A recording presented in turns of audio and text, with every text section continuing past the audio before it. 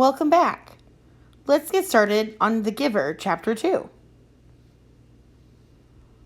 Let's look at some vocabulary words. Enhance. Verb. Intensify, increase, or further improve the quality, value, or extent of. Recreation. Noun. Activity done for enjoyment when one is not working. I'm interested. What words do you not know? Write them down as we read and use context clues to help find the meaning. I would love to know what words you are looking up. Are you ready for Chapter 2? Stick around at the very end for your exit questions. Here we go. Jonas watched as his father poured a fresh cup of coffee. He waited. You know, his father finally said, every December was exciting to me when I was young, and it has been for you and Lily too, I'm sure. Each December brings such changes. Jonas nodded. He could remember the Decembers back to when he had become, well, probably a 4. The earlier ones were lost to him, but he observed them each year, and he remembered Lily's earliest Decembers. He remembered when his family received Lily, the day she was named, the day that she had become a 1. The ceremony for the 1s was always noisy and fun. Each December, all the new children born in the previous year turned 1. 1 at a time. There were always 50 in each year's group, if none had been released. They had been brought to the stage by the nurturers who had cared for them since birth. Some were already walking, wobbly on their unsteady legs. Others were no more than a few days old, wrapped in blankets held by their nurturers. I enjoy the naming, Jonas said. His mother agreed, smiling.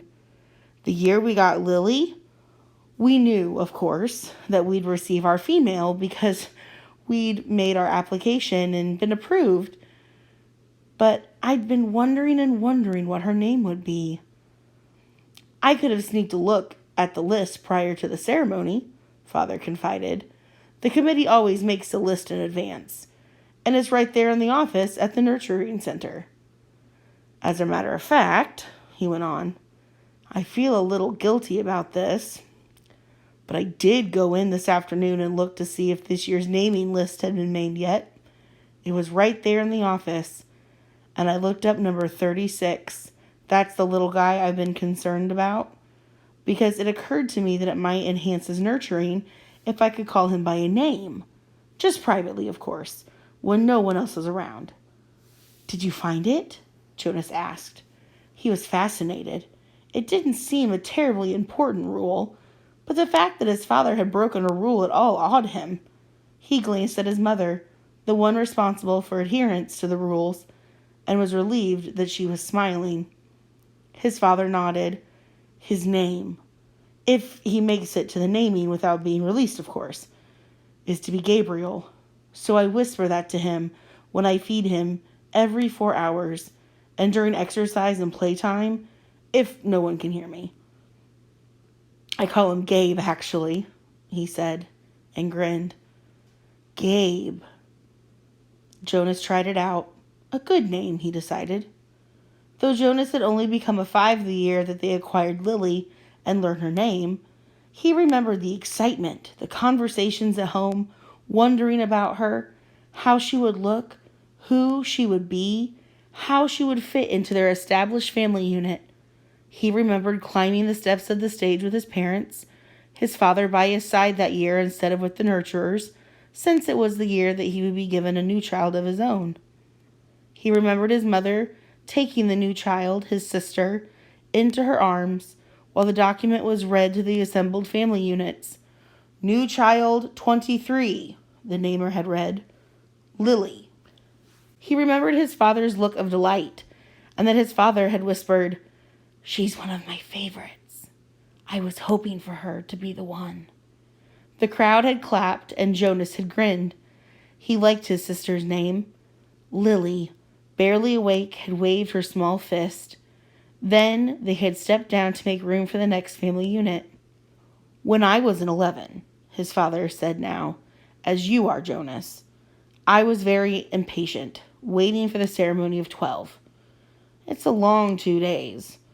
I remember that I enjoyed the ones, as I always do, but that I didn't pay much attention to the other ceremonies, except for my sister's. She became a 9 that year and got her bicycle. I've been teaching her to ride mine, even though technically I wasn't supposed to. Jonas laughed. It was one of the few rules that was not taken very seriously and was almost always broken. The children all received their bicycles at 9. They were not allowed to ride bicycles before then, but almost always the older brothers and sisters had secretly taught the younger ones. Jonas had been thinking already about teaching Lily.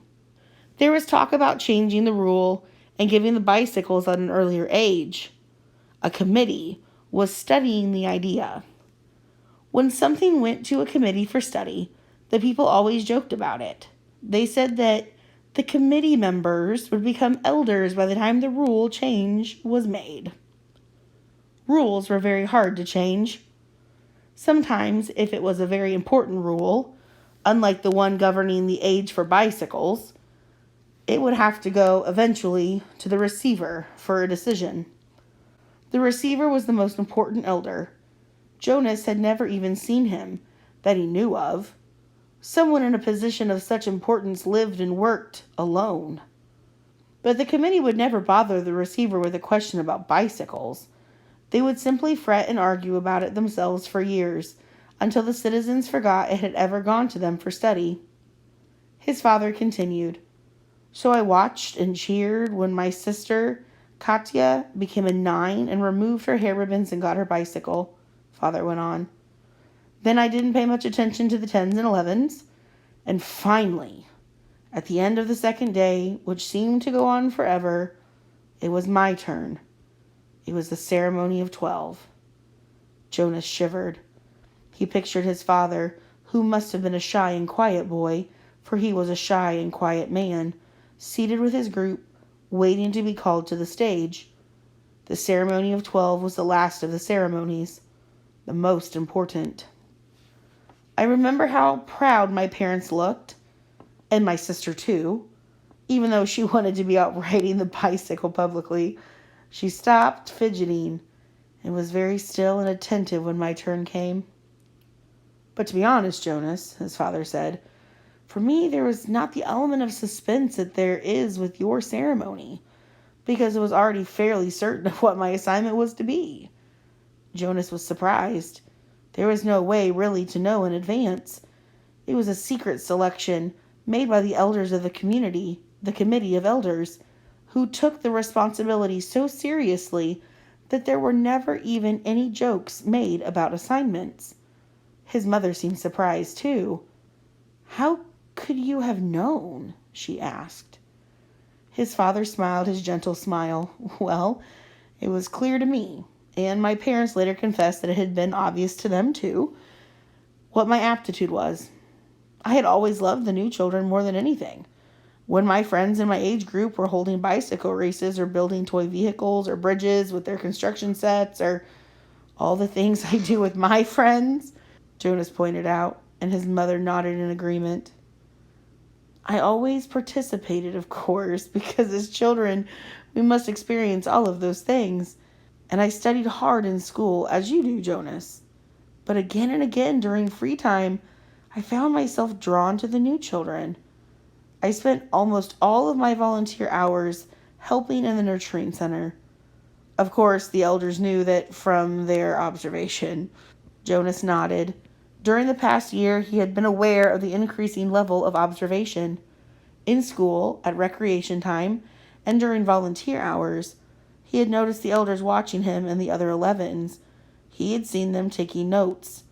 He knew, too, that the elders were meeting for long hours with all of the instructors that he and the other 11s had had during their years of school. So I expected it, and I was pleased, but not at all surprised when my assignment was announced as nurturer, Father explained. Did everyone applaud? Even though they weren't surprised? Jonas asked. Oh, of course, they were happy for me, and my assignment was what I wanted most. I felt very fortunate, his father smiled. Were any of the 11s disappointed your year? Jonas asked.